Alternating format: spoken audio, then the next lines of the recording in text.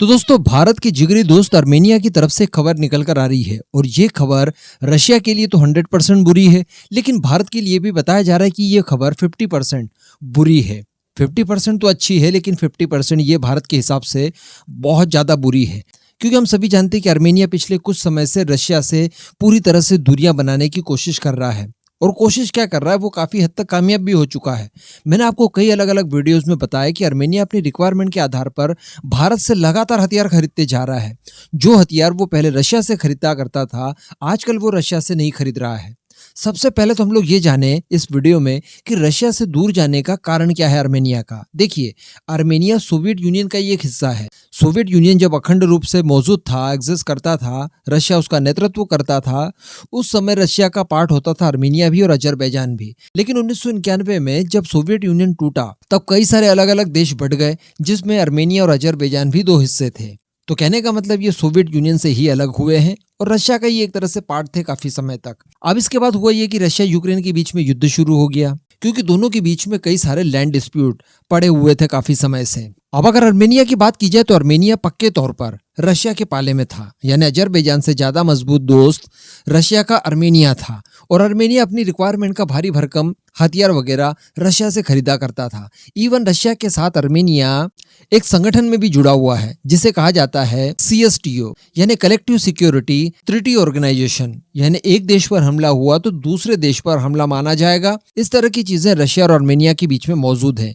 Actually Russia ने उन सभी देशों के साथ अपने संबंध मजबूत किए जो सोवियत यूनियन का हिस्सा थे, और सोवियत यूनियन के टूट जाने के बाद भी रशिया से अच्छे संबंध मेंटेन करते थे, जिसमें आर्मेनिया है, बेलारूस है, कजाकिस्तान है, किर्गिस्तान है और साथ ही ताजिकिस्तान। इस तरह के कुल 5 देश थे और रशिया सहित 6 देश, इन्होंने मिलकर एक CSTO नाम से संगठन बना लिया, जो कि हर साल युद्धाभ्यास भी करता है। लेकिन दोस्तों फिर हुआ ये कि टर्की से रशिया के संबंध जो थे बहुत ज्यादा मधुर होने शुरू हो गए। कारण था S-400 की डील, और टर्की भी नाटो से बगावत कर बैठा था लगभग इनडायरेक्ट वे में। इस वजह से वो रशिया के काफी करीब आ गया, और रशिया के करीब अगर टर्की आ गया तो अजरबैजान आना ही है, क्योंकि अजरबैजान जो है वो टर्की की पूंछ के तौर पर जाना जाता है। बॉडी जहां जाएगी पूंछ भी पीछे पीछे जाएगी ही जाएगी। इसका परिणाम देखने के लिए मिला 2020 के आर्मेनिया अजरबैजान युद्ध में। आर्मेनिया ने बार बार मदद मांगी रशिया से कि आइए आप हमारी मदद कीजिए, इस समय हम अपने आप को कमजोर महसूस कर रहे हैं।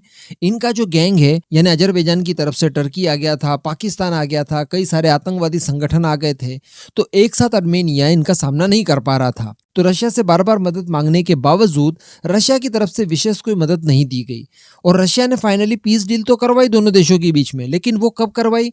जब अजरबैजान नागोर्नो काराबाख वाला पूरा इलाका लगभग अपने आधिपत्य में ले चुका था। यानी आर्मेनिया को यहाँ से काफी ठेस लगी। आर्मेनिया का ये मानना है कि अगर ये पीस डील पहले ही रशिया करवा दिया होता, पहले युद्ध को रुकवा देता, तो नागोर्नो काराबाख वाला इलाका आज उसी के पास होता, और वहां रह रहे लोगों के ऊपर ज्यादती करने का मौका नहीं मिलता अजरबैजान को, क्योंकि जो आर्मेनियन मूल के क्रिश्चियंस लोग हैं, उन्हीं की ज्यादा पॉपुलेशन है नागोर्नो काराबाख वाले इलाके में। अब आप सोच सकते हैं कि ये अजरबैजान के हिस्से में आ चुका है, अजरबैजान ने जीत लिया है इस हिस्से को, तो सोचिए वहां पर क्या स्थिति इस समय होगी, जो कि मीडिया में भी ज्यादा नहीं आ पाती है। लेकिन रशिया ने ऐसा नहीं किया, और यहाँ पर कई सारे एक्सपर्ट्स का ये भी मानना था कि रशिया ने ये जानबूझकर किया।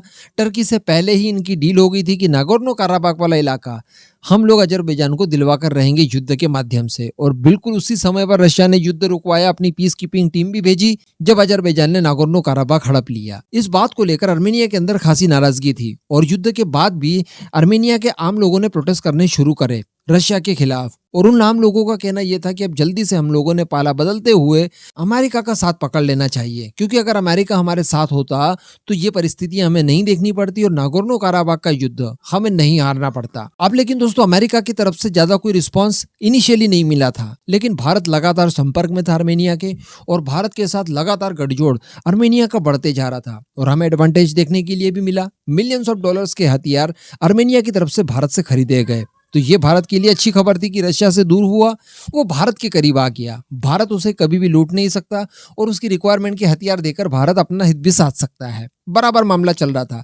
लेकिन अब बताया जा रहा है, कुछ रिपोर्ट्स इस तरह की निकली है कि आर्मेनिया को अपने पाले में लेने के लिए अमेरिका ने कोशिशें शुरू कर दी है। जी हाँ, और ये स्थिति रशिया के लिए तो बुरी है ही है, क्योंकि रशिया और आर्मेनिया की बॉर्डर हम समझ सकते हैं कितनी नजदीक है।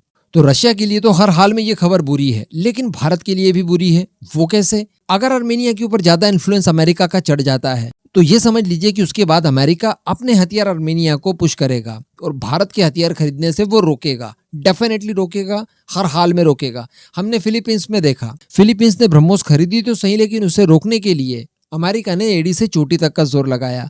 मलेशिया में भी हम लोगों को देखने के लिए मिला, तेजस खरीदते खरीदते मलेशिया ने इनकार कर दिया।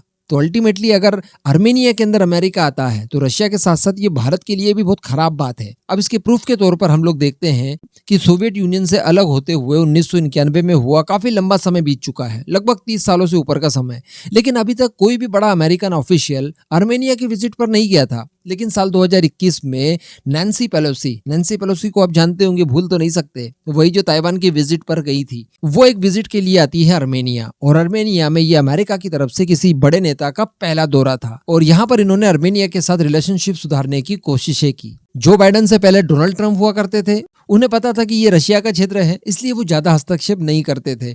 युद्ध के दौरान भी उन्होंने केवल शांति की अपील की थी, किसी तरह से इंटरवीन करने की कोशिश नहीं की। उन्हें पता था कि रशिया देख लेगा, ये रशिया का इलाका है। लेकिन अभी जो बाइडेन के आ जाने के बाद ये बहुत बड़ी कोशिश थी अमेरिका की तरफ से कि उन्होंने आर्मेनिया में हस्तक्षेप करने की कोशिश की। और अब बताया जा रहा है कि एक नई चीज निकल कर आई है और न्यूज एक्चुअली वही है।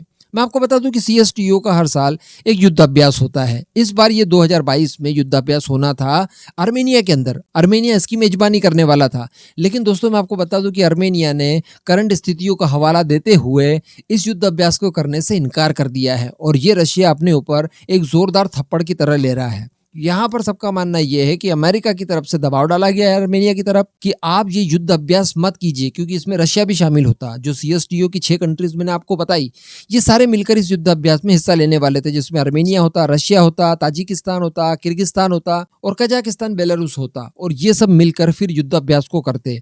लेकिन इस युद्ध अभ्यास को करने से, इसकी मेजबानी करने से आर्मेनिया ने मना कर दिया है।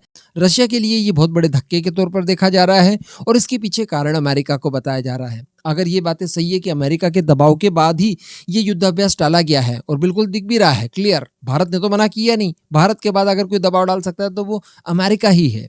तो अमेरिका की वजह से अगर ये युद्ध अभ्यास रुका है तो समझ लीजिए कि आर्मेनिया के ऊपर इन्फ्लुएंस चढ़ने लगा है। ये रशिया के साथ साथ भारत के लिए भी दिक्कत का विषय बन सकता है। अब दोस्तों इस पूरे मुद्दे पर आपका क्या मानना है, नीचे कमेंट करके जरूर बताइएगा।